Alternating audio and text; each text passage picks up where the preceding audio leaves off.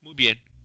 Entonces, tenemos el siguiente ejemplo que vamos a resolver, que vamos a discutir. Lo que se nos plantea es lo siguiente. Vamos a considerar para este problema que se tienen dos objetos que se están moviendo de manera, bueno, uno de ellos se va a mover de manera frontal respecto al otro. Digamos, aquí en la figura tenemos la situación más general en la que dos partículas de masas distintas, en masa A, MA y MB, se están moviendo ambas hacia la derecha. Lo que ocurre después es una colisión. La partícula A alcanza a la B, chocan de forma elástica y posterior a ello tenemos este movimiento, ¿no? La bola B ahora ha incrementado su velocidad en comparación a la que tenía anteriormente y la bola A ha reducido su velocidad. Ambas se siguen moviendo. Bueno, en este tipo de colisión se está intentando ejemplificar una colisión elástica. Bueno, como parte del análisis que vamos a realizar, vamos a asumir que el objeto B está en reposo y que los objetos tienen masas desiguales. Además, vamos a considerar, como les menciono, la colisión elástica a lo largo de una línea recta, una colisión frontal. Entonces, teniendo en cuenta estas ideas, nos piden determinar las velocidades después de la colisión, la B' A y B' B, en términos de la velocidad inicial de la masa A, ¿ok? La única que se está moviendo. Y bueno, evidentemente vamos a asumir que las masas de cada objeto son conocidas, entonces tenemos que expresar esas velocidades finales en términos de estas masas y de esta única velocidad. También se nos pide determinar las velocidades finales cuando el objeto en movimiento es mucho más masivo que el blanco. ¿Ok? Es decir, que la masa que va a golpear, la que se está moviendo, tiene un mayor valor, tiene un valor más grande que el de la B. Y el caso contrario para el inciso C, cuando cuando el blanco, la masa B, es mucho menor. ¿Ok? Cuando la masa del blanco es mucho mayor, la masa B es mucho mayor. ¿Ok? Entonces, bueno, vamos a ver cómo procedemos en este caso. Eh, bien, entonces, ¿qué es lo que caracteriza a una colisión elástica? ¿Recuerdan?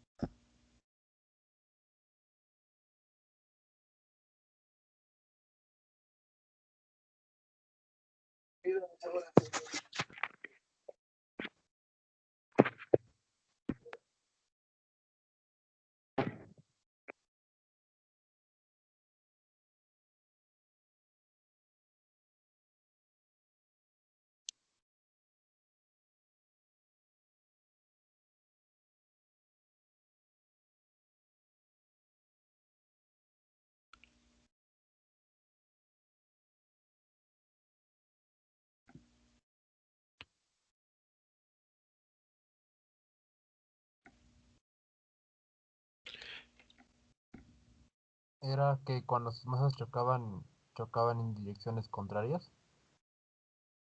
Eso, pues, no necesariamente. Vemos aquí en la figura que no es necesariamente eso. Sucede una colisión elástica. Hay algo que caracteriza la colisión elástica y que la hace distintas de las otras dos.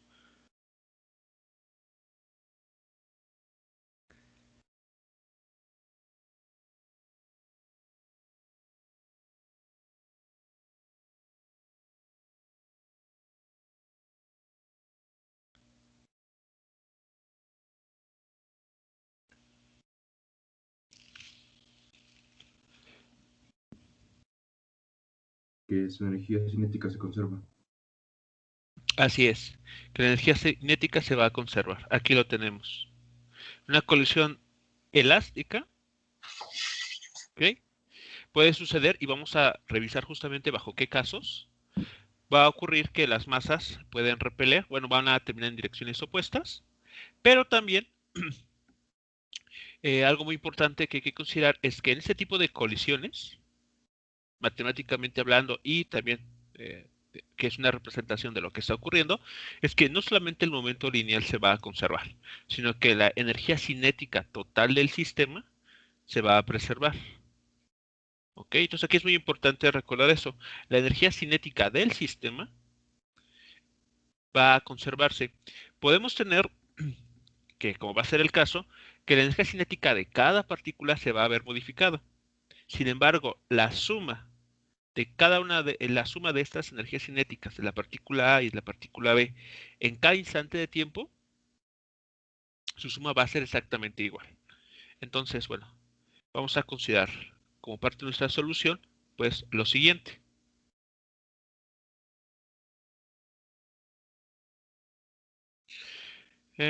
Ok, vamos a tener. Consideremos que sobre el sistema de partículas, el sistema de dos partículas, A y B, no actúan fuerzas externas. No actúan fuerzas externas. Por lo tanto, el momento lineal total se conserva. ¿Ok? ¿Cómo representamos esta idea del momento lineal? Bueno, escribiendo lo siguiente. El momento al inicio es igual al momento lineal al final. Aquí voy a prescindir del carácter vectorial del momento lineal porque estamos asumiendo que el movimiento es en una sola dirección a lo largo del eje X. ¿Ok? Entonces, esto que está aquí escrito es el momento lineal en esa dirección. ¿Ok? Ya estoy escribiendo las componentes para evitar tener que escribir un poco más. Ok, entonces bueno, tenemos aquí la conservación del momento lineal en el eje X. Ahora, si desarrollamos esta expresión, ¿qué es lo que vamos a tener? Bueno, tenemos a la masa A, que se está moviendo, que tiene una velocidad que el problema llama A, ¿no? V sub A. ¿Ok? Entonces, estamos asumiendo, repito, que la partícula de masa B, el blanco, está en reposo. ¿Ok? No olvidemos eso. Inicialmente esta partícula está en reposo. Por lo tanto, el único momento lineal que existe antes de la colisión se debe solo a la partícula A. ¿Qué pasa al final? ¿Qué podemos escribir entonces en la parte eh, como resultado de la colisión?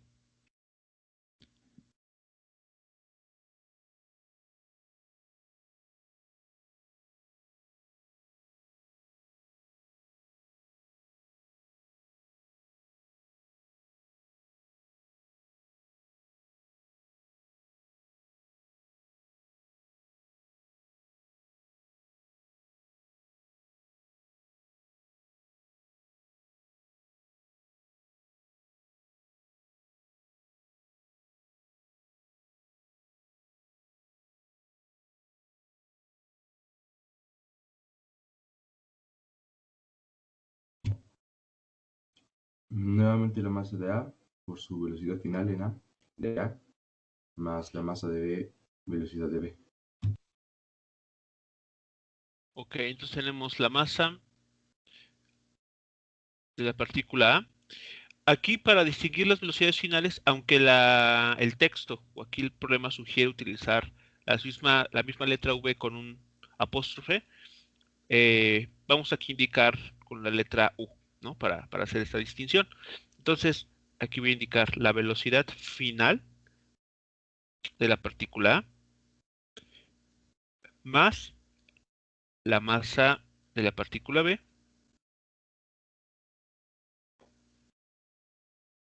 por su velocidad final. Ahora, muy importante, si escribimos el momento lineal al final, ¿no? Después de la colisión, de esta forma, ¿hacia dónde se están moviendo las partículas?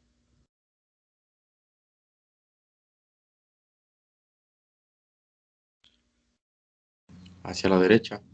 Exactamente, ambas hacia la derecha. Estamos considerando eso, ¿ok? Entonces, si hay algún problema que se les plantee, se tiene que las partículas van a rebotar, por ejemplo, digamos que la partícula A viene de izquierda a derecha, choca con la partícula B, y debido a las masas que cada una de estas tengan, claramente, la partícula A termina después en retroceso. En su momento lineal habrá que añadir el signo menos para indicar ese retroceso, ¿de acuerdo? Pero claro, todo va a depender del problema que se está resolviendo. Aquí, pues guiándonos incluso por la figura, la figura inferior, el inciso B, vemos que ambas partículas se siguen moviendo hacia la derecha. Por lo tanto, dejamos ambos términos con signo positivo. ¿De acuerdo?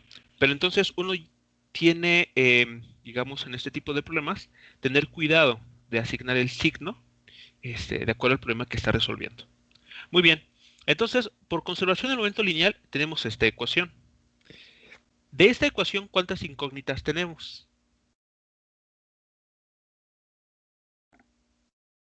¿Cuántas cantidades podemos decir que no conocemos? De acuerdo al enunciado del problema, claro. Porque numéricamente me pueden decir que todas, ¿no? Pero de acuerdo al contexto del problema, ¿cuántas incógnitas tenemos en este momento?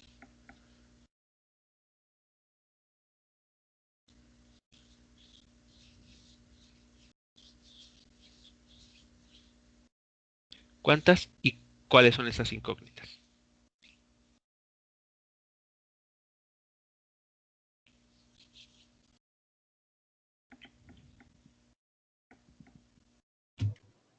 Las velocidades finales, tanto de A como de B.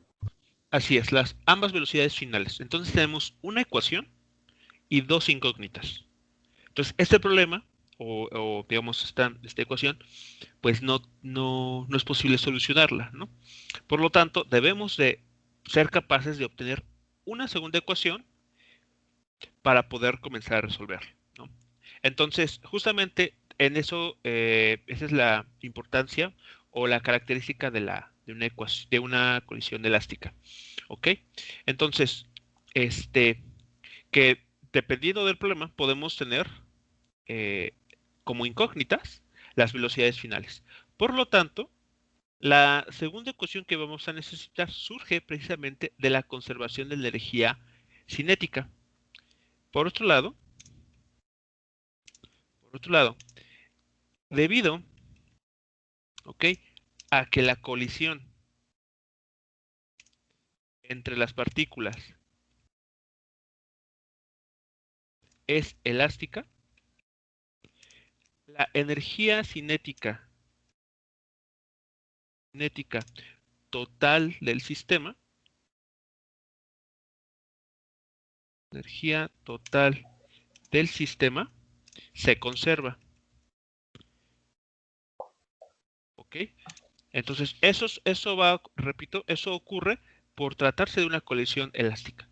En las otras colisiones esto no va a pasar. Bueno, ¿cómo escribimos eso? Entonces, lo que vamos a escribir es lo siguiente. La energía cinética antes de la colisión es igual a la energía cinética después de la colisión. Aquí no se ponen subíndices porque recordemos que la energía cinética es una cantidad escalar. no tiene componentes, no tiene dirección. Bueno, entonces, si somos muy explícitos, vean lo que vamos a escribir. Sería la energía cinética inicial, bueno, aquí voy a intercambiar los índices, energía cinética de la partícula A al inicio, más la energía cinética de la partícula B también al inicio. Y esto se tiene que igualar a la suma de las energías cinéticas finales, que se escribe de esta manera.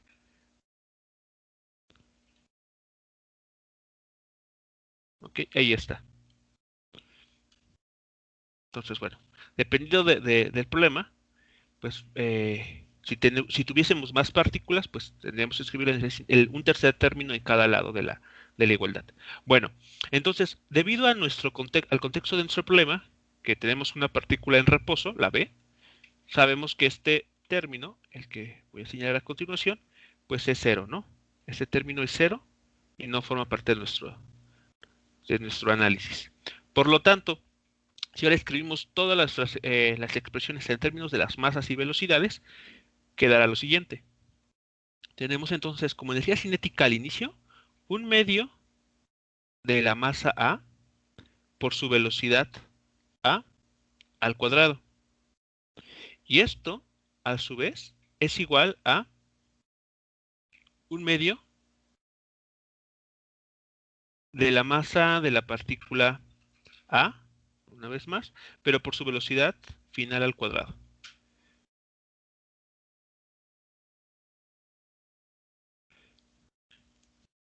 Ok, un medio de la masa de la partícula B por su velocidad al final, al cuadrado. Recordemos que estos términos al cuadrado de las velocidades son los módulos, ¿no? Son los módulos de las velocidades. Muy bien. ¿Hasta aquí alguna pregunta o comentario con esto que vamos desarrollando?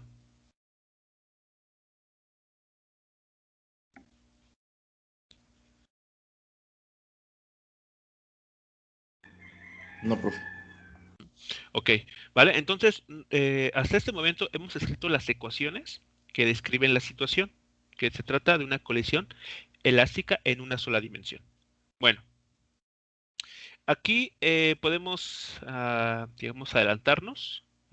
Esa sería, vean, esta última ecuación en azul es la expresión para la conservación de energía cinética en la colisión elástica.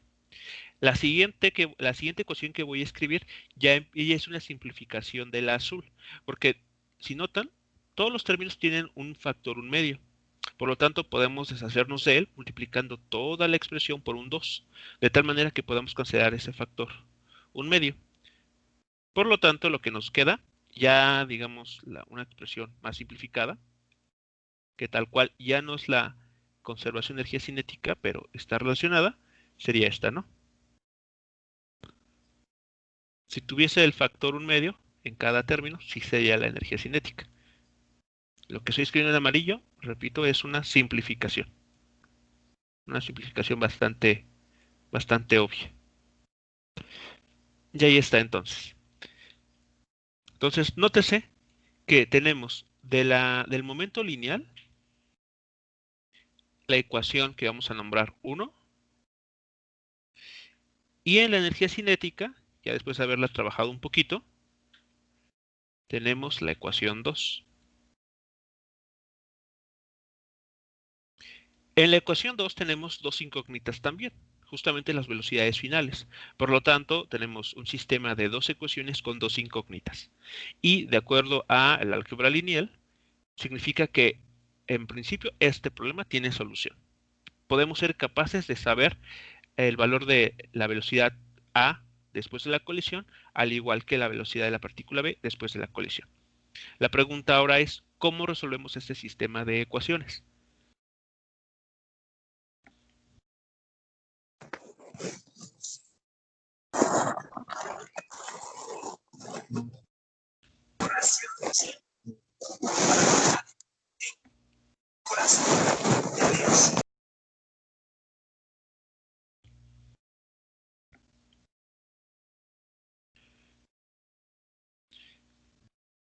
qué les estaría diciendo su intuición en este caso? ¿Cómo comenzar a resolver este sistema de ecuaciones para conocer las velocidades de cada partícula después de la colisión?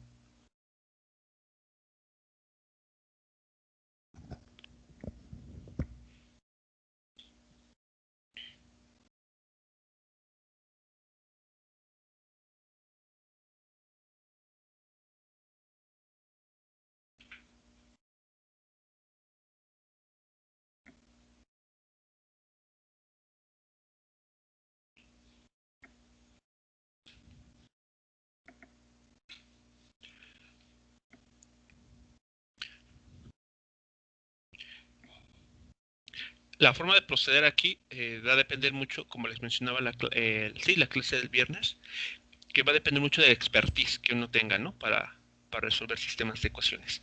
Justamente ese tipo de problemas, el que tenemos aquí enfrente, es uno en los que no va a funcionar, por ejemplo, un método de igualación, un método de sustitución o un método de suma y resta. ¿Por qué? Porque las incógnitas que tenemos, en una de las ecuaciones aparece elevada a la potencia 2, están al cuadrado. ¿Okay? Entonces, eso dificulta hasta cierto punto ese tipo de procedimientos, los que ustedes ya conocen, ¿no? La forma estándar. Por lo tanto, uno tiene que reescribir un poquito más, trabajar un poco más esas ecuaciones para obtener un sistema que sea más fácil de tratar. ¿Ok? Digamos, los métodos de igualación, sustitución, suma y resta corresponden a problemas en las que las incógnitas aparecen a la potencia 1. Son sistemas de ecuaciones lineales. ¿Ok? De hecho, ahí viene el término lineal, porque las incógnitas todas tienen exponente 1, cosa que no está sucediendo aquí, si se dan cuenta en la ecuación 2. ¿Ok? Por lo tanto, si su intuición les llegó a pensar en recurrir a estos métodos ya súper conocidos por todos, pues es debido a que, digamos, ya estamos muy acostumbrados a ese tipo de técnica, pero no es la que se necesita en este momento. ¿Ok? Entonces, ¿qué vamos a hacer a continuación para resolver el problema? Bueno, hagamos lo siguiente. Reescribiendo las ecuaciones 1 y 2, tenemos lo siguiente. Ok, a ver, vamos a reescribir la ecuación número 1 de la siguiente forma.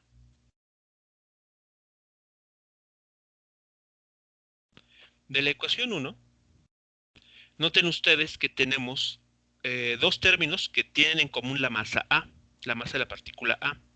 ¿Ok? Por lo tanto, este término lo puedo escribir a continuación del lado izquierdo de la igualdad, cambiándole el signo evidentemente, y obtenemos entonces la siguiente ecuación. Entonces, pongo un signo menos aquí, y de este lado tenemos el signo igual. ¿De acuerdo? Entonces ya hice ese paso. Además, bueno, voy a factorizar el término que tenemos ahí en común. Entonces nos queda la masa de la partícula A por el producto, perdón, por la resta de las velocidades que tenemos aquí. Menos sub A, y esto es igual al momento de la partícula B. Ahí está. ¿Ok? Entonces, a esta le vamos a llamar la ecuación 4. ¿Qué va a pasar con la ecuación 2? Bueno, algo similar. Si lo notan, tenemos como término común la masa A en este primer término y en este segundo término. Hacemos algo similar a lo que hicimos en la línea anterior. Entonces pasamos al otro lado, el término de la energía relacionado con la energía cinética de la partícula A al final después de la colisión, y así queda. Volvemos a hacer un paso adicional.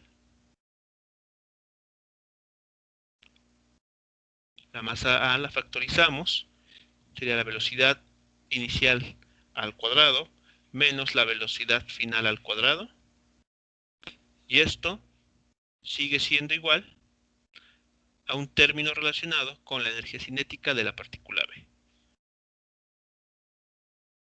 Ahí queda. ¿Ok? Ahora, quiero que presten atención a este término, al que voy a señalar a continuación. Este término. ¿Cómo se podría seguir trabajando? ¿Qué podrían ahí aplicar para convertir, deshacernos de esos cuadrados? Ese es un producto notable. ¿Qué tipo de producto notable se está tratando aquí?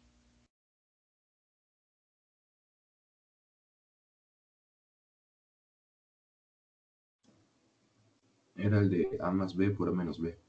Bueno, en este caso, V de A menos U de A, o bueno, U sub A por V sub A menos U sub A. Ok, y esos términos, ¿qué nombre reciben? Tiene un nombre, ¿no? Sí, pero no lo recuerdo. Son binomios conjugados. Justamente lo que comentaste son los binomios conjugados. Y si ustedes recuerdan, el producto de binomios conjugados da como resultado una diferencia de cuadrados. Entonces, aquí ya tenemos la diferencia de cuadrados. Por lo tanto, aplicando el producto notable, obtenemos los siguientes binomios conjugados.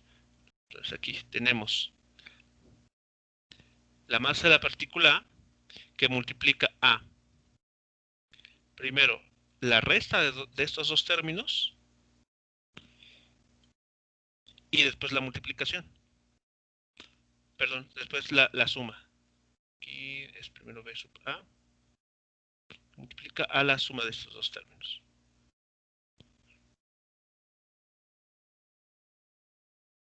Y bueno, lo que está a la derecha queda exactamente igual. ¿Ok? Entonces vean, hemos logrado descomponer la expresión que teníamos arriba, una línea arriba. Y aquí ya tenemos términos que están, que tienen como exponente 1. ¿Ok? Ya son términos lineales. Entonces, esta será nuestra ecuación. De hecho, creo que me falté uno, ¿no? Era la ecuación 1, 2, así. Me falté el 3. Esa es nuestra ecuación 3. Y acá tenemos nuestra ecuación 4.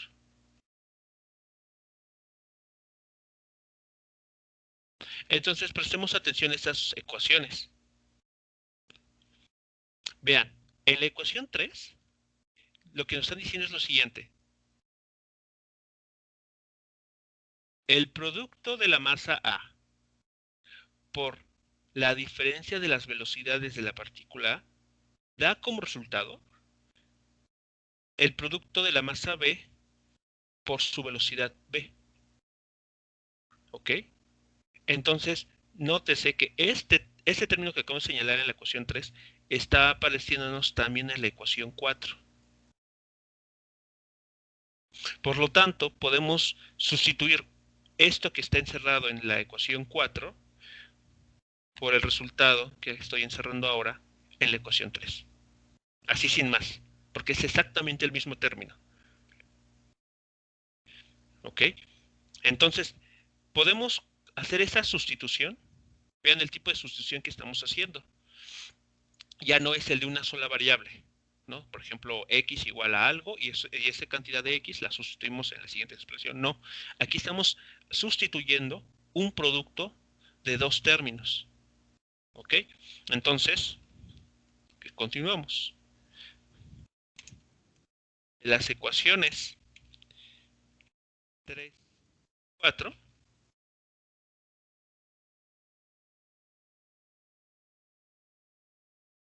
¿Ok?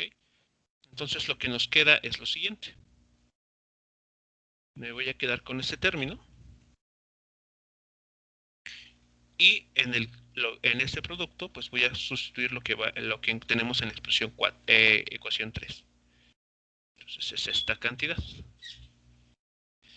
Y ahí está. Bien, esa es la cantidad que obtenemos. De aquí vemos que, por ejemplo, este término y este otro van a cancelar a otros que tenemos aquí en la derecha. ¿Ok? ¿Qué nos queda, por lo tanto? Que la suma de estas velocidades son iguales, bueno, que la suma es igual a la velocidad final de la partícula B.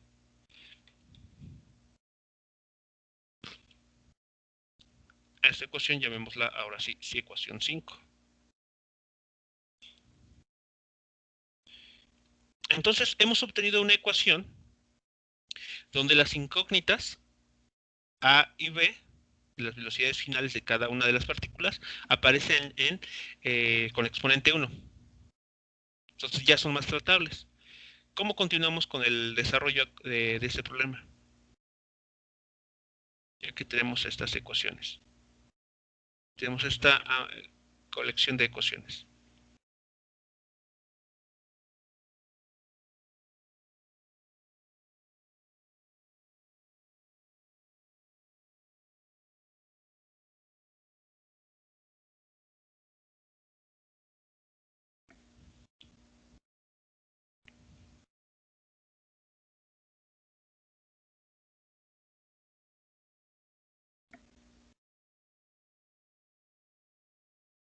¿Cómo dijo, profe? Sí, que cómo se continúa. ¿Cuál es el siguiente paso a realizar para lograr nuestro cometido, que es conocer las velocidades finales de cada partícula?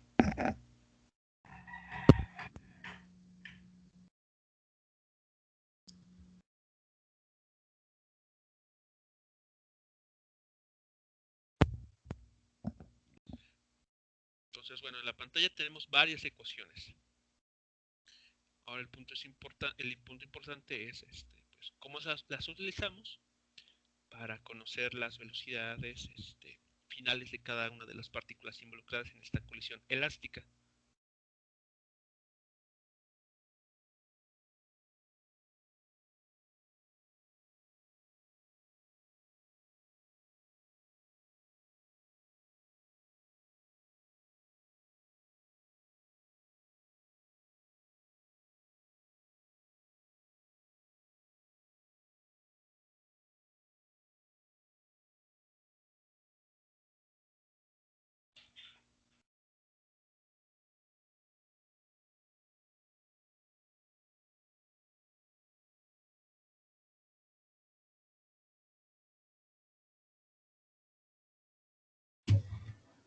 No sé si sería muy enredado, pero tal vez podríamos despejar a UA y a VB, la ecuación 3, y sustituir en la ecuación 5, o sea, en cada caso particular.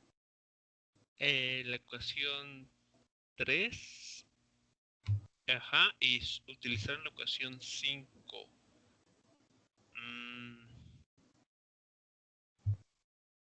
Ecuación 3, la ecuación 5. Ok, creo que sí. A ver.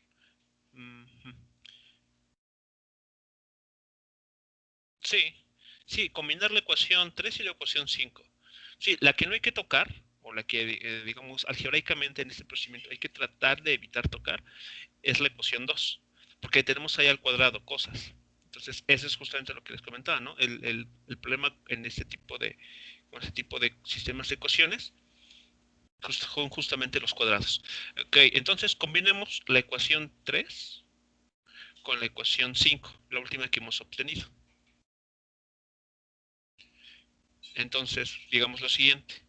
Como en la ecuación 5 tenemos despejada la velocidad final, pues entonces sustituyamos el valor de la velocidad final de la partícula B en la ecuación 3.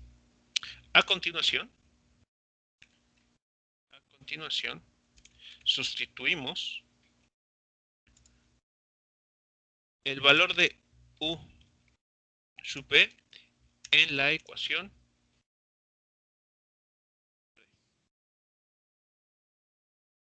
Entonces aquí me faltó el subíndice, U sub B. Y ok, entonces, bien. Retomamos la ecuación 3 que andaba por acá arriba.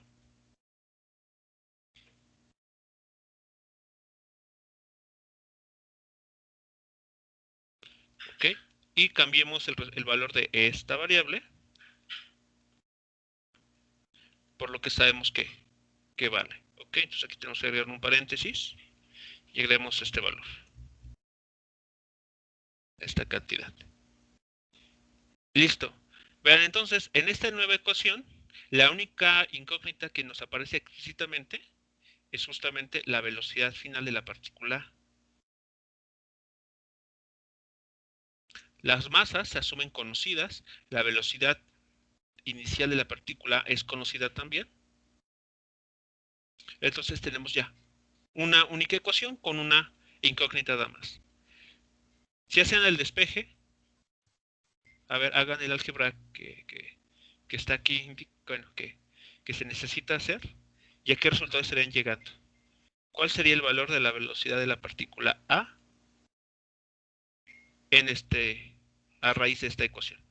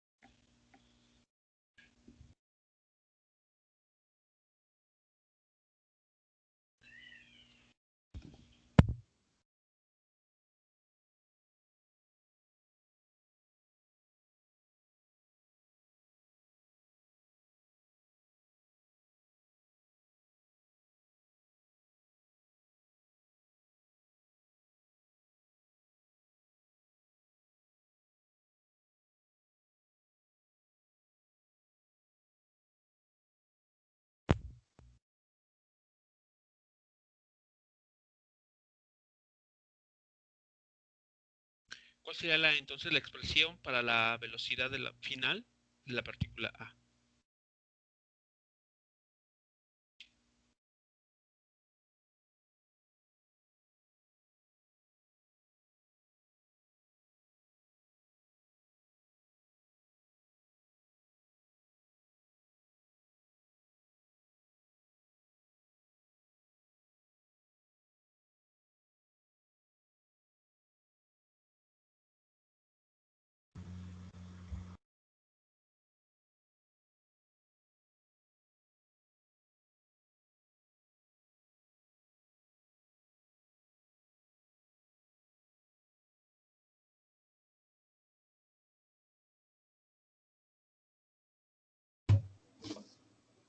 Me quedó V subíndice A, que multiplica a MA menos MB.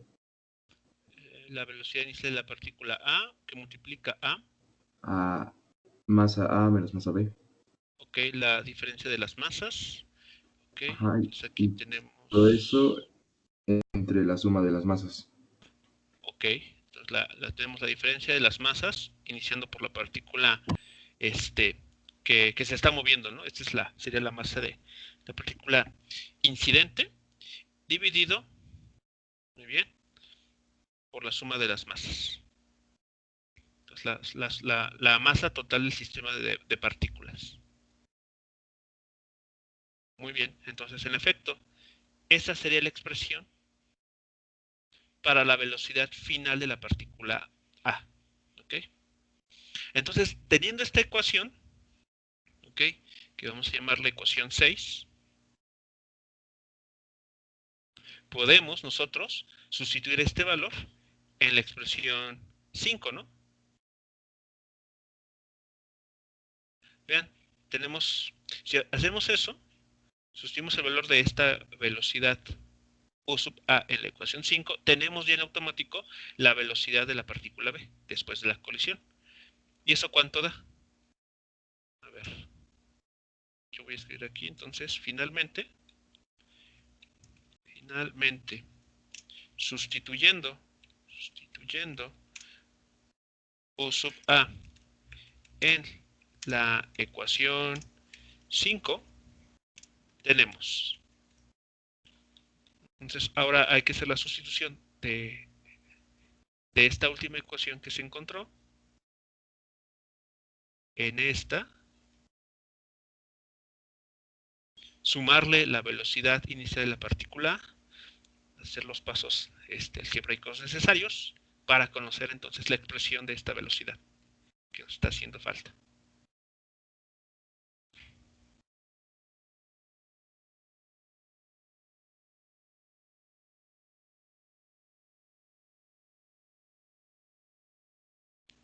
Entonces, bueno, podemos escribir lo siguiente, ¿no? La velocidad de la partícula B será igual a la suma de estos dos términos, donde este último se puede reemplazar por esta cantidad.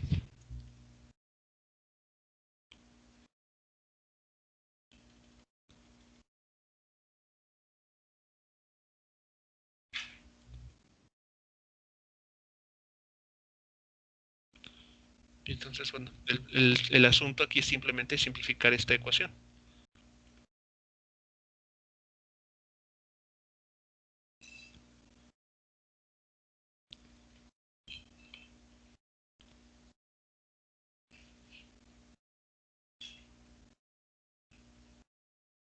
Entonces, bueno, se puede creo que hacer una sola línea. Y entonces, ¿esto cuánto dará?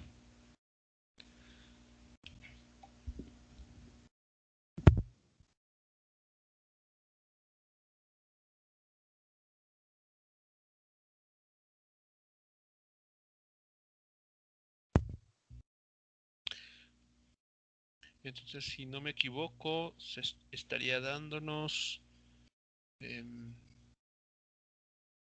a ver, ustedes me confirman si es así. Sería 2 veces la velocidad inicial de la partícula A. Bueno, creo que iría primero su masa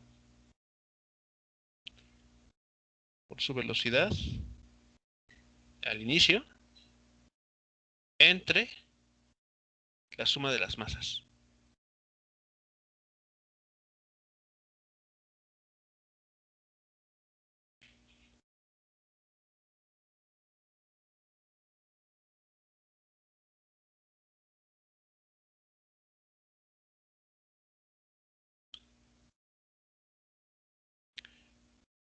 Okay. ¿Sí se estaría obteniendo esto?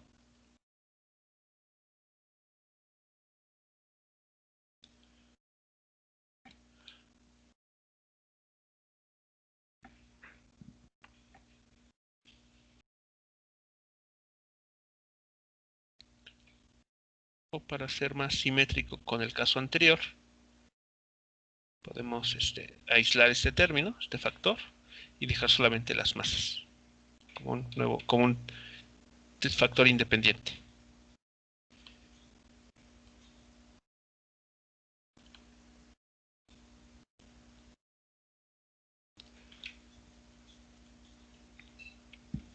¿Y este es el valor?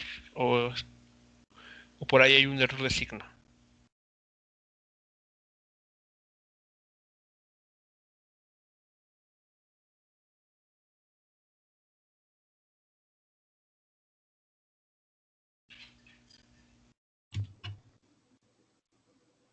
No, sí está bien. Sí, ok, vale, entonces si es así.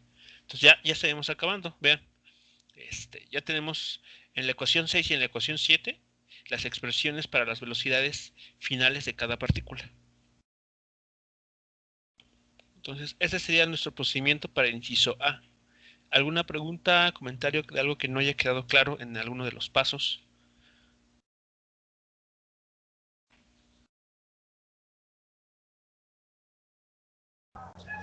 No, profe.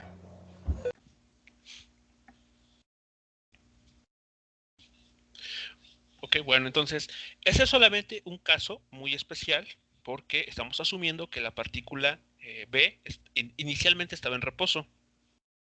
El caso más general, evidentemente, va a ser como el que la figura superior está mostrando, que es cuando ambas están en movimiento, ¿no? Entonces, bueno, eso va a cambiar ligeramente las cosas, pero el procedimiento algebraico es muy similar.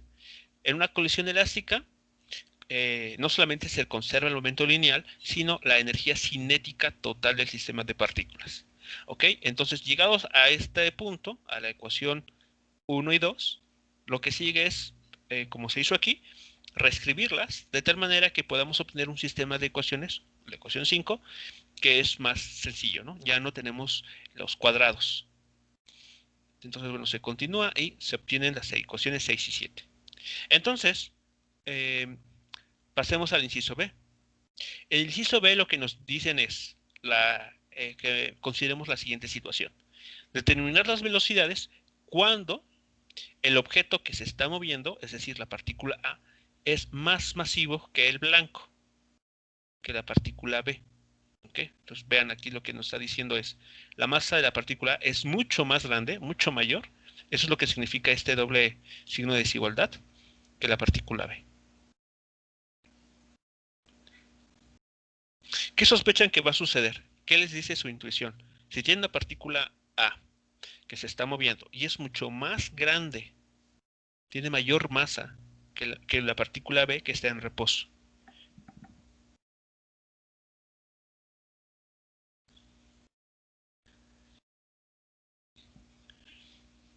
¿Qué pensarían ustedes que podría ocurrir después de esa colisión?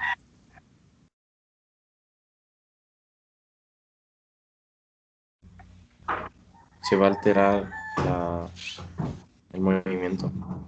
¿De qué manera? O sea, ¿cuáles serían las velocidades? A ver, ¿qué les dice su... Antes de La pasar las final de la ecuaciones, masa la final, la velocidad final de la masa A, ajá,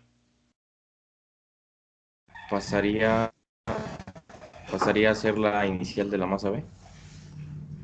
como la inicial de la masa B. Ajá, cuando la A choca con la B, Ajá, provoca pues un cambio en el movimiento.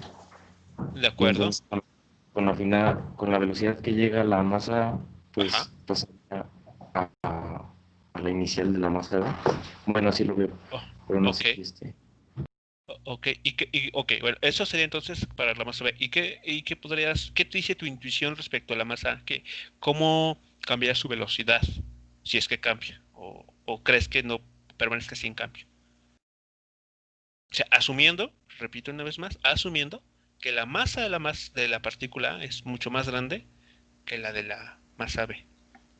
O sea, piensen esto como un carro moviéndose a cierta velocidad, impactando con una canica. Así sería el caso. Cuando decimos que es más masivo. O un ferrocarril impactando con una canica. Entonces, ¿qué Pues piensa? aventaría la canica, ¿no? O sea, que sería la masa B. Le proporcionaría mayor velocidad a la Ajá, masa B y la masa A, pues creo que no obtendría algún cambio significativo. ok. Entonces la masa A ni enterada. Pocas palabras. Sigue sin cambio. Ok. Y como mencionaban, bueno, al menos lo que yo estoy entendiendo es que la partícula B se estará moviendo con la velocidad de la partícula A.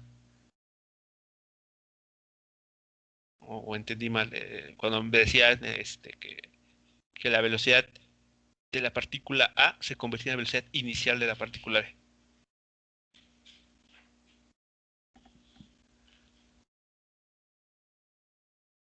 Ok. A ver, vamos a ver, a salir de dudas. Y entonces vamos a meter en las ecuaciones 6 y 7 esa condición, ¿no? La del inciso B. Entonces vamos a ver cómo trabajamos ese tipo de aproximaciones. Entonces, inciso B. Asumamos que la masa de la partícula A, así lo vamos a, ok, que la masa de la partícula A es mucho más grande, eso quiere decir, repito, el doble signo, es igualdad. Ok, entonces vamos a ver.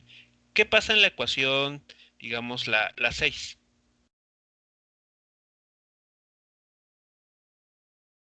Vamos a pasarla aquí abajo. A ver, ¿qué pasa con esta partícula? Entonces, a continuación voy a escribir un signo de aproximadamente, porque ya no se vuelve una igualdad, porque vamos a meter una aproximación. A ver, entonces piensen esto. ¿Qué estaría pasando en el numerador? Si a la masa A, pensemos la masa de un ferrocarril, se le resta la masa de una canica, ¿con qué nos estaríamos quedando?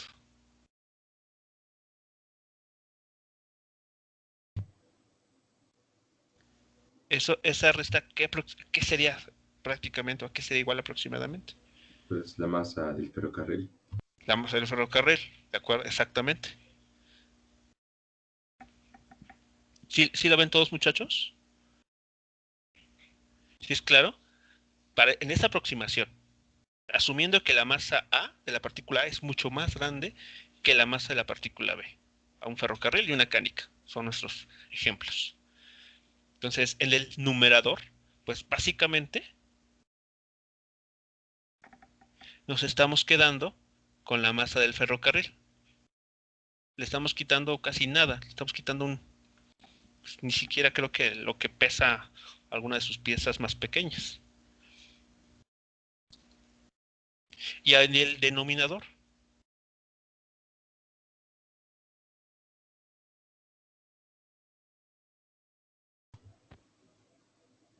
a la masa del ferrocarril le suman la masa de la canica.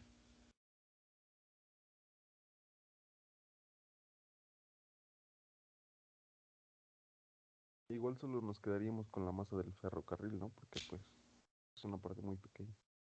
Una palabra muy pequeña, así es. Entonces, lo de abajo es prácticamente igual, por eso pongo este signo de aproximadamente, prácticamente igual a la masa del ferrocarril, la masa del objeto más grande. Entonces, ¿esto a qué es igual? A la masa, perdón, a la velocidad que inicialmente tenía la partícula. ¿Coincide con lo esperado? ¿Con lo que habían comentado?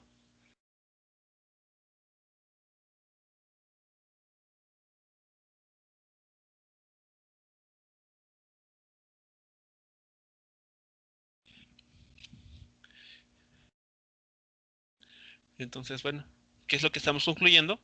Que pues este objeto mucho más masivo, después de la colisión elástica, con un objeto mucho menos masivo, pues prácticamente permanece sin cambio.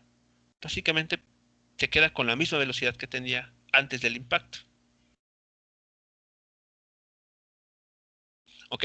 Vamos a ver qué pasa con la otra velocidad, ahora la del objeto con la que está impactando. Entonces nos vamos a quedar con este término y con este otro. Aquí abajo. A ver, entonces, ¿qué estaremos encontrando?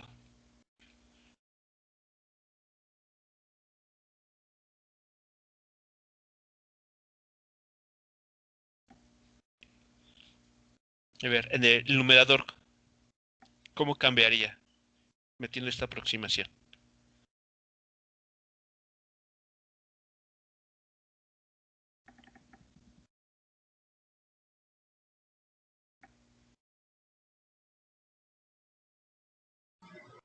Pues me da igual, ¿no? Porque la masa en B es muy chiquita. Ajá. Entonces, a ver, digamos, se hace el mismo truquito o la misma análisis que hicimos arriba. Esta segunda ecuación, ¿cómo queda? ¿A qué sería aproximadamente igual? La velocidad del objetivo, de la partícula B.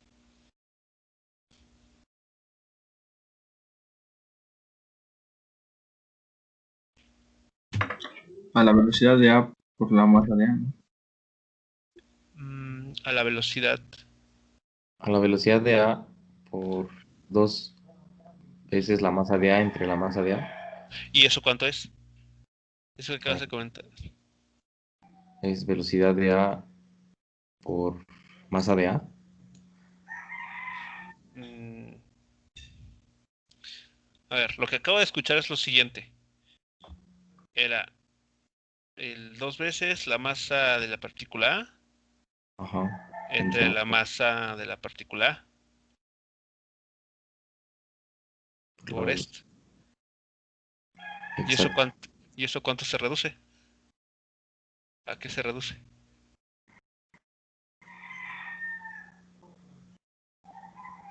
a,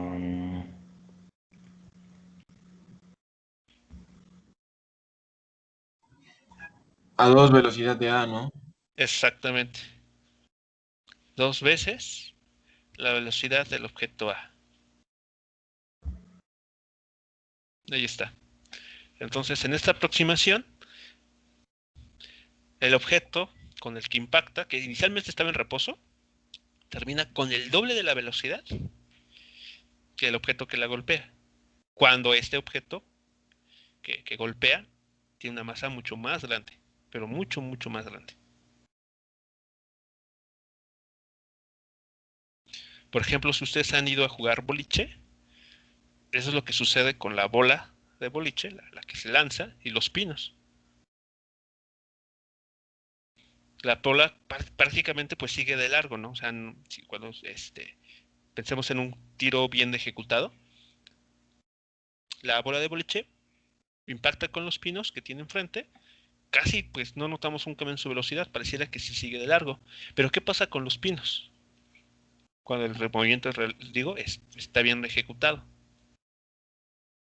Pues se terminan moviendo, ¿no? Se terminan dispersados y justamente con el doble de la velocidad con la que ustedes lanzan la bola de boliche. Preguntas aquí, muchachos, con el análisis aquí mostrado.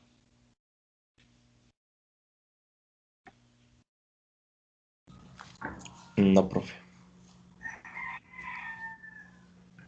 Ok. Entonces, a ver, esta sería asumiendo esta desigualdad. El inciso C nos dice lo opuesto.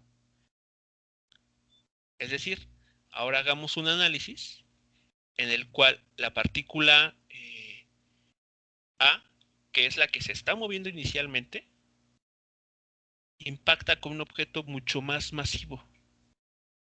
¿Qué sospechan ustedes que sucederá? ¿Qué les dice su intuición en ese caso? Suponiendo que esta desigualdad es la contraria.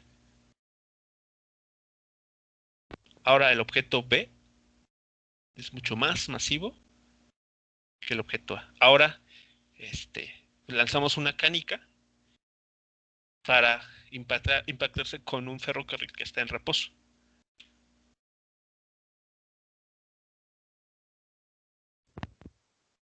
Si hiciéramos eso, profe, se supone que el ferrocarril no se movería y que la canica rebotaría, ¿no? Ah, ok. Es lo que nos te dice la intuición, ¿no? Lo que te dice, incluso hasta un poquito de sentido común. Muy bien. Ok, vamos a ver si las ecuaciones nos dicen algo similar. Entonces, a ver. Vamos con la ecuación 6 una vez más. Entonces, a ver, voy a retomar la ecuación 6.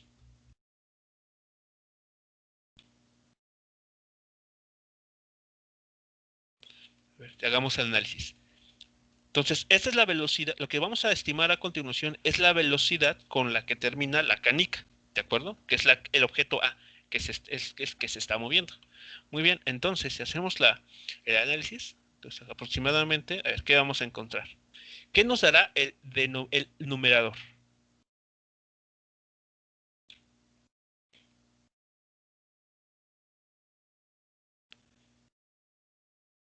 A la masa a ver, en este caso, ¿qué estamos encontrando? A ver, según la ecuación dice, a la masa de la canica, que es el objeto que se está moviendo, le restamos la masa del ferrocarril, ¿no? Que es el objeto que está en reposo. Quedaría como menos mb, masa de B. Ok. Sí, de B. Menos la masa del objeto B, ok.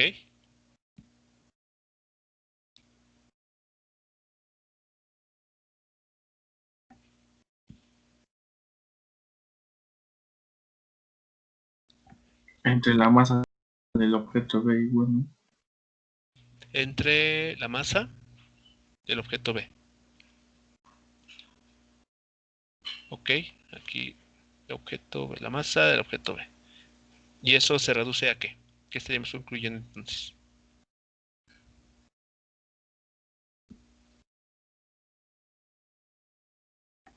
Quedaría como menos BA, ¿no? Menos BA. Ok. Y entonces, ¿qué? Solo se cambiarían los signos, igual en la otra. A ver, primero, a ver, terminemos en este caso. ¿Qué nos está diciendo esta ecuación? Que cambia de dirección. Exactamente. Que lo único que pasa es que cambia de dirección. Exactamente. En resumidas cuentas es eso. La partícula. Entonces, eso dice que está rebotando. Exactamente.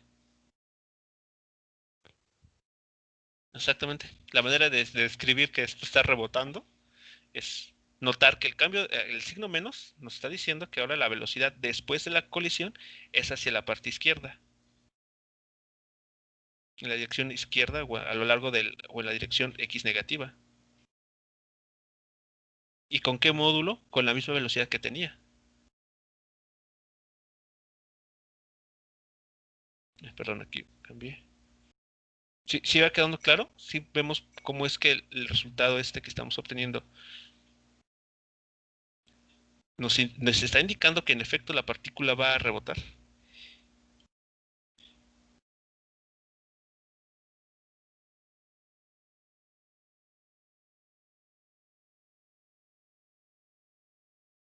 Entonces la idea que tenían de que va a rebotar, en efecto, sí, aquí se está teniendo.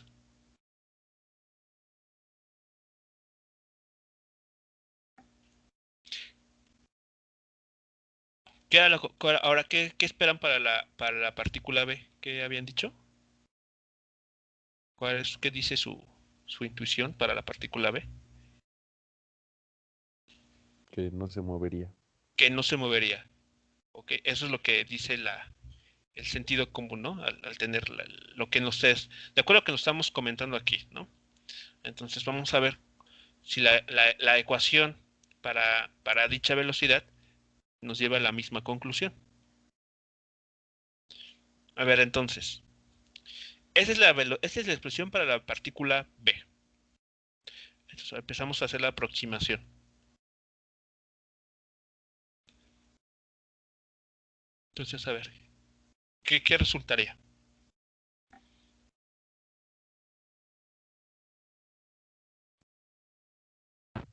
En el 2MA se supone que como es muy pequeña la estaríamos aproximando a 0.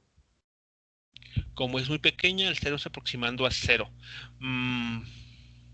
Pero es que para aproximarla a 0, la tienes que comparar con algo. O sea, no puedes aproximar, no puedes, por decirlo así, imagínate que la masa de la A vale, digamos, estos, ¿no? Es más, ni siquiera kilogramos, estoy poniendo gramos aquí. Es muy pequeña, pero por sí sola no es 0. Necesitamos meter algo más de información para que este argumento que tú das matemáticamente sea correcto.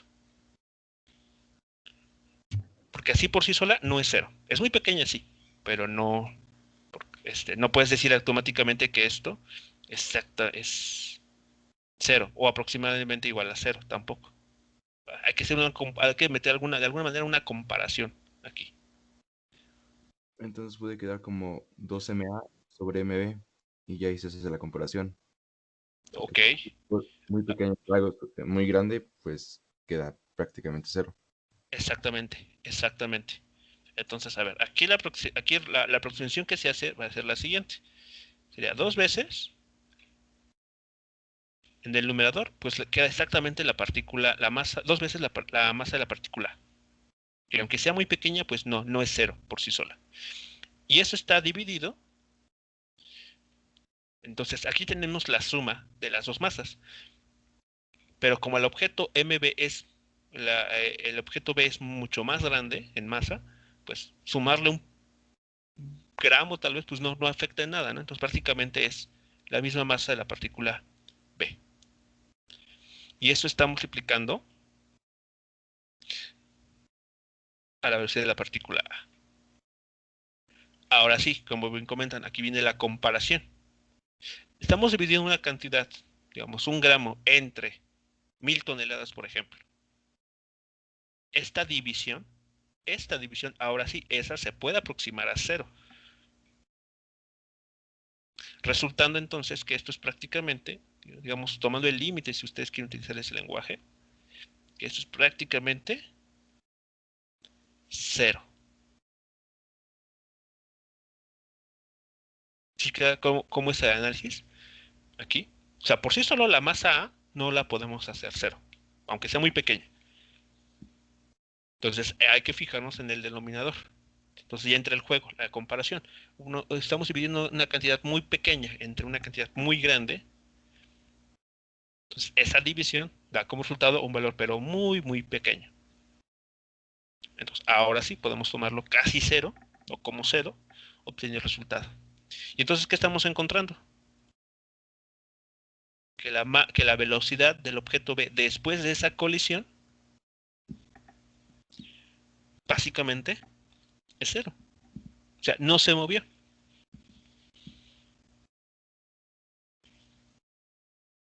Y coincide con lo que, digamos, su intuición o el sentido común nos estaría dictando. ¿Preguntas aquí, muchachos?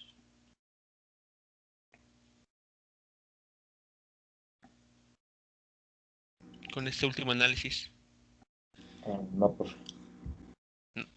Okay, entonces, como ven, no es a veces nuestro sentido común es cuestión nada más de pulirlo, y en este caso, pues coinciden, ¿no? Lo que ya de alguna manera anticipábamos, coincide con las ecuaciones.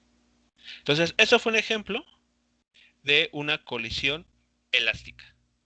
Hasta la ecuación 6 y 7, digamos, serían las ecuaciones para describir el movimiento de una partícula que inicialmente está en reposo y que viene otra y la impacta. Y si ocurre una colisión elástica entre ellas, las ecuaciones 6 y 7 estarían permitiéndonos conocer sus velocidades después de la colisión. Si el objeto ve que, digamos, ya no está en movimiento, bueno, habrá que escribir las ecuaciones justo para ese problema. Habrá que resolverlas justo para ese problema. Y bueno, aquí tenemos dos casos particulares. Muy bien, para agregar un comentario ahora, en otro sentido, déjenme aquí mostrarles lo siguiente. Déjenme ir por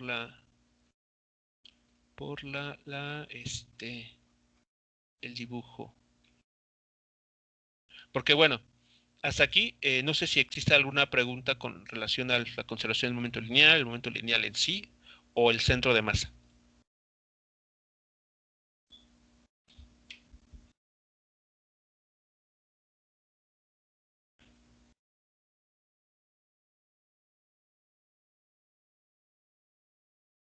Porque bueno, a continuación les voy a poner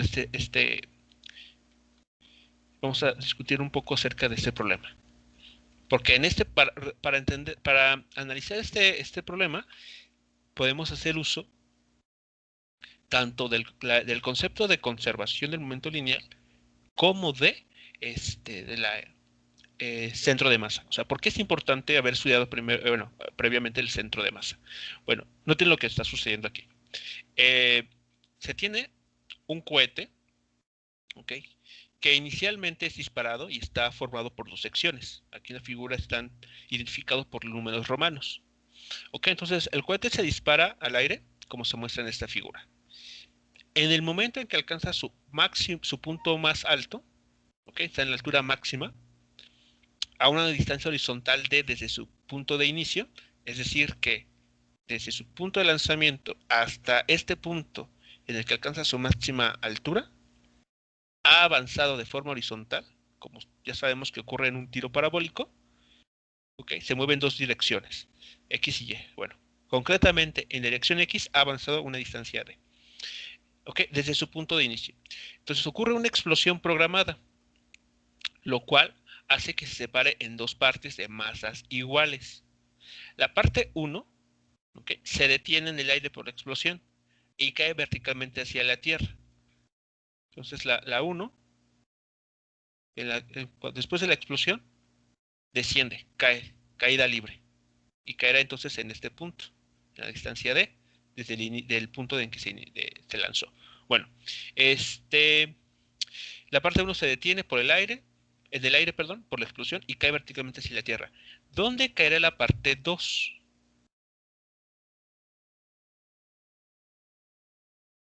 La parte que siguió avanzando. Entonces, por ejemplo, suponiendo que esto sucede bajo ciertas consideraciones, en accidentes aéreos, por ejemplo, ¿cómo se da uno? No sé si han escuchado, bueno, que se busca la famosa caja negra, ¿no? Justamente porque la caja negra almacena la información ocurrida durante el vuelo. Bueno, entonces aquí, ¿qué estaría pasando? Sabemos que el centro de masa estaría avanzando o se estaría moviendo como si toda la masa del objeto estuviese concentrado en él. Es decir, que el centro de masa de este sistema, formado por dos partículas, estaría avanzando, a ver, con este color, estaría avanzando de esta forma, siguiendo la trayectoria parabólica. Digamos, el centro de masa terminaría en esta posición. Uno de los, en el momento en que la explosión ocurre, ¿ok? Podemos asumir que por efectos digamos, de la chispa que da lugar a esta explosión controlada, la fuerza que está actuando ahí entre las dos secciones supera por un instante de tiempo muy pequeño cualquier otra interacción, incluso la de la fuerza de gravedad. Por lo tanto, justo en el momento en que se separan estas dos secciones por la explosión que ocurre entre ellas, no hay fuerzas externas actuando. La única fuerza que está actuando es la de la tipo tercera ley de Newton, que es justamente la que hace que se separen. Ok, entonces se conserva el momento lineal aquí. Entonces, de una partícula pasamos a dos. Esta partícula desciende, cae aquí. Mientras que la sección 2 continúa y termina en este otro punto. ¿Ok? Entonces, si nosotros sabemos en dónde cayó el centro de masa, digamos, si fuese un objeto real, físico, ¿ok? Utilizando las ecuaciones del centro de masa, podremos conocer en qué punto cayó ese otro objeto, ¿no? La otra sección. Dado que conocemos dónde cayó la primera parte, dónde hubiese caído el centro de masa, podemos conocer entonces la distancia a la cual cayó la parte faltante. ¿Ok? Entonces, aquí el detalle está en que, aquí se nos comenta, déjenme ver, ¿dónde nos dice? Aquí está. Dice que se separa en dos partes de masas iguales. Entonces, como las masas son iguales, uno puede, los cálculos se simplifican y va a obtener las siguientes conclusiones que vamos a realizar a continuación. Entonces, bueno, antes de continuar, ¿queda claro entonces cuál es la importancia o la utilización del centro de masa en ese problema?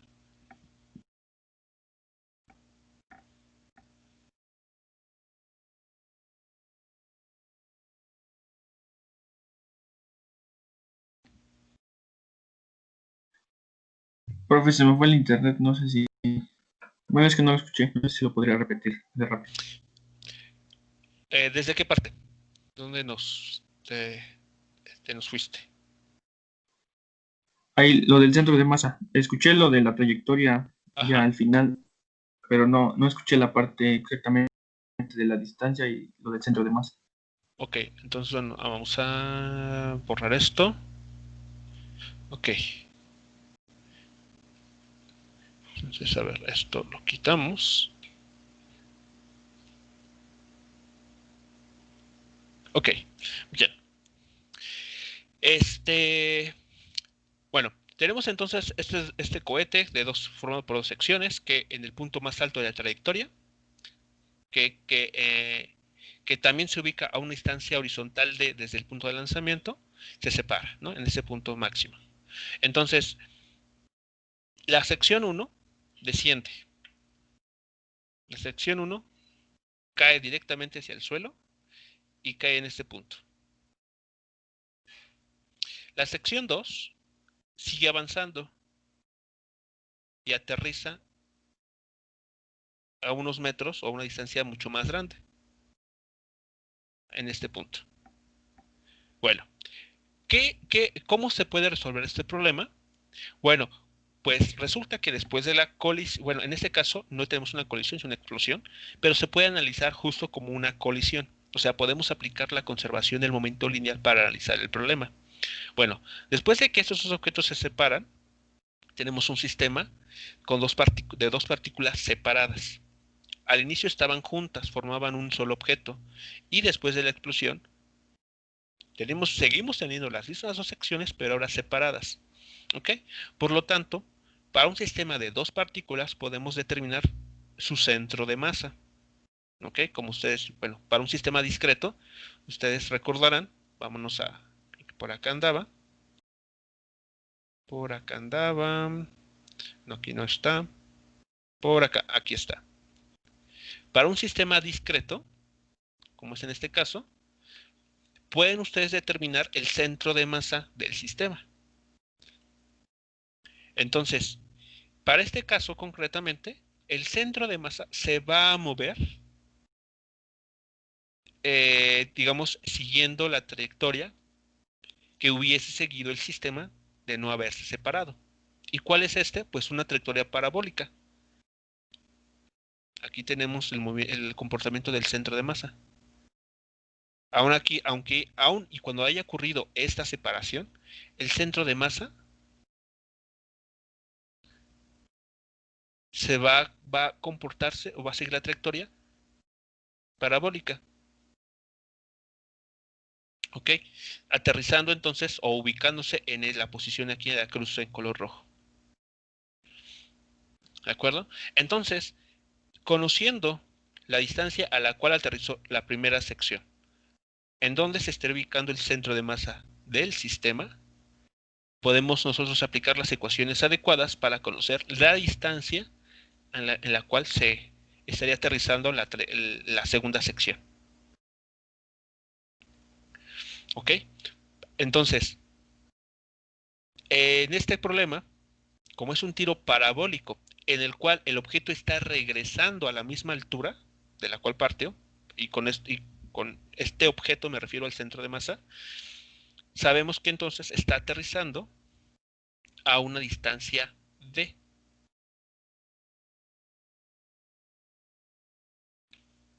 ¿Ok?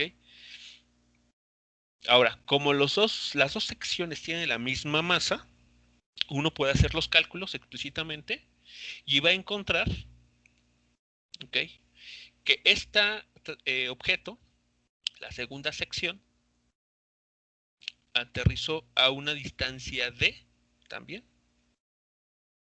respecto al centro de masa.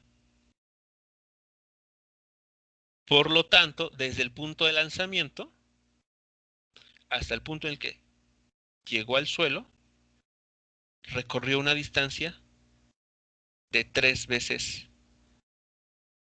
d.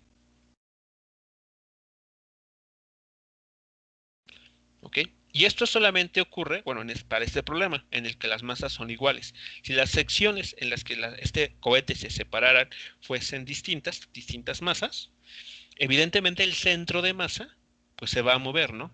No va a quedar exactamente a la mitad del sistema, sino que va a estar más cerca de la masa con mayor valor. ¿De acuerdo? Entonces, bueno, eso, claro, habrá que considerarlo para ese caso. Pero para esta situación mucho más simple, pues entonces esta sería el análisis para este problema. ¿Comentarios, preguntas, muchachos? Entonces, digamos, esto es un comentario muy rápido, ¿ok? Como vemos aquí no hay mucho cálculo, es más un análisis cualitativo de la situación. Pero lo que quiero resaltar en este problema es cómo el centro de masa se puede utilizar para conocer, digamos, dónde quedan cada una de las partes en una explosión como esta, ¿no? Es una explosión muy simple, claramente, el problema no mete muchas dificultades, pero una idea similar se puede extrapolar para eventos, digamos, un poco más reales, por ejemplo, las explosiones de aviones, ¿no? De aeronaves, que a veces lamentablemente ocurren. Justamente uno puede utilizar la idea del centro de masa y la conservación del momento lineal para detectar aproximadamente en dónde estarían cayendo los restos que formaban la nave, o en concretamente la famosa caja negra. ¿Comentarios aquí, muchachos? ¿Dudas de este ejemplo?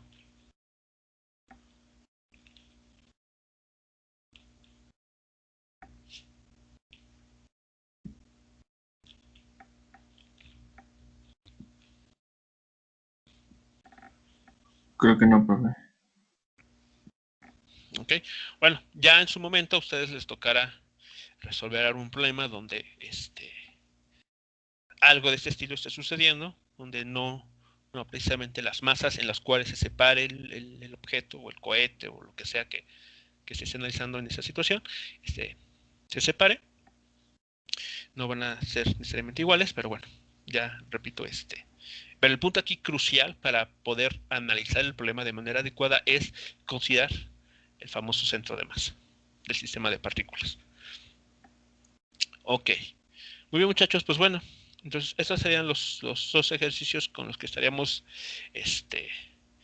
déjenme pensar si podemos ver algún otro ejemplo. Tal vez podemos ver algún otro ejemplo, pero bueno, ya sería regresando de este descanso. Muy bien, pues entonces si no hay más comentarios, preguntas, pues entonces tenemos la sesión aquí. Bueno, me despido de ustedes por unos cuantos días. Vamos a estar dando a escuchar, nos volvemos a escuchar ahí si mal recuerdo, por el 7 de enero. Así que bueno, pues por adelantado, pasen excelentes fiestas, feliz Navidad y un buen año nuevo. Entonces estamos escuchando el siguiente año, literalmente el siguiente año. Gracias, profesor. Igual, Feliz año. Feliz Muchachos, descansen, muchachos, Igualmente. aprovechen. Igualmente, profesor. Hasta luego, muchachos, descansen, aprovechen estos días para descansar. Nos vemos.